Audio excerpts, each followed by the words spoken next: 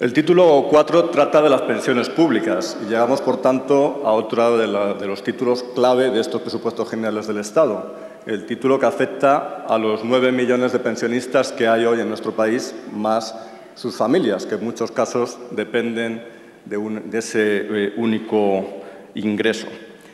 Digo que es uno de los puntos clave de los presupuestos porque se rompe con lo que venía siendo ley, que se revalorizasen las pensiones según el IPC para mantener su poder adquisitivo, y se plantea una mínima revalorización del 0,25%, es decir, prácticamente nada. Es decir, para una pensión de 800 euros, una revalorización de 2.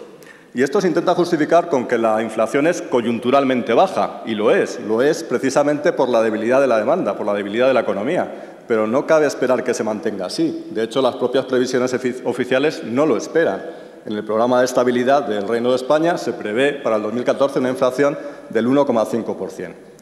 Y lo grave de esta pérdida de poder adquisitivo es que es el primer paso de un duro camino que se dibuja para los pensionistas españoles, porque cabe esperar en el horizonte previsible que vaya sucediendo lo mismo, que año tras año se revaloricen mínimamente el 0,25 y pierdan paulatinamente poder adquisitivo.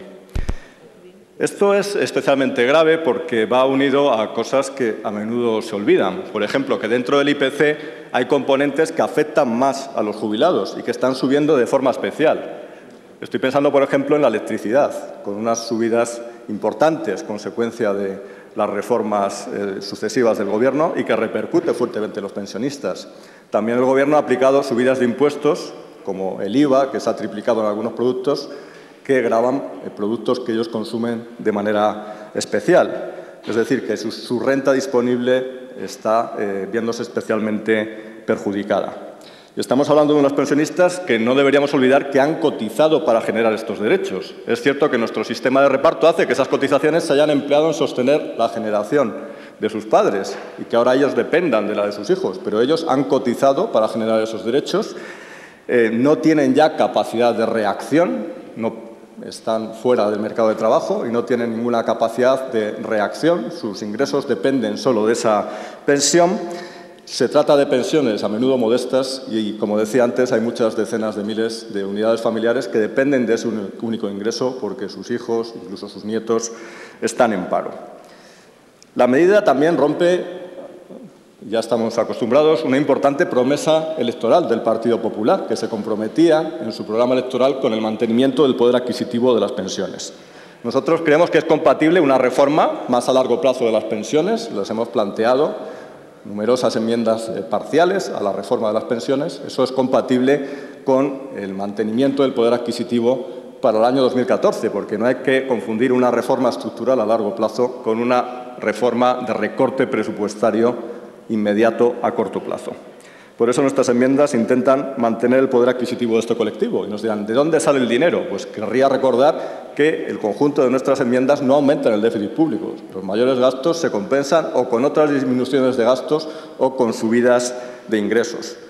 Por explicarlo muy por encima, hay posibilidad de aumentar ingresos, reforma fiscal, lucha contra el fraude, aquellos que evaden y eluden impuestos, y hay posibilidad de recortar otros gastos menos prioritarios. Insisto en las líneas de alta velocidad, los expertos consideran que no son rentables, e insisto en el gasto de las administraciones territoriales. Y me dirán, no, estos son los presupuestos generales del Estado, sí, pero de aquí salen transferencias y rescates a esas administraciones territoriales a las que no se han condicionado suficientemente los rescates. Por lo tanto, recursos hay, es una cuestión de prioridades, de cómo se asignan esos recursos, de sobre qué grupos sociales se hacen recaer los costes de la crisis. Y uno de esos grupos son nuestros pensionistas. El título octavo se refiere a las cotizaciones sociales.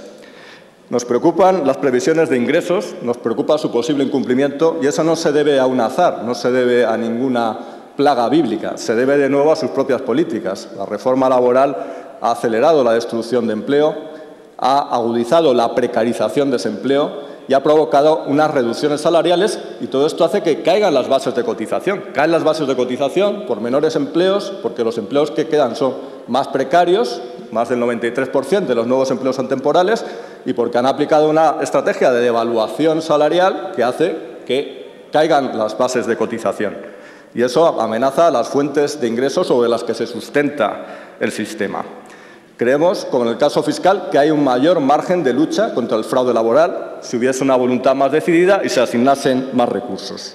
Y en el título octavo planteamos una enmienda, la número 29, que lo que pide es equiparar las cotizaciones de formación profesional entre los trabajadores autónomos y los trabajadores por cuenta ajena. Esto es algo que piden las propias asociaciones de autónomos para mejorar la formación de este colectivo.